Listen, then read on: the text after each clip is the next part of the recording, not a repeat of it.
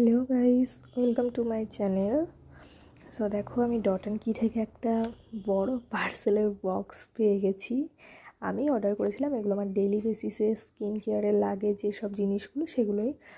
এটা দেখো, একটা moisturiser, strawberry dew moisturiser. So এটা আমি ফার্স্ট টাইম অর্ডার করলাম, দেখি ব্যবহার করে কেমন লাগে, তারপরে তোমাদের আমি রিভিউ দেবো।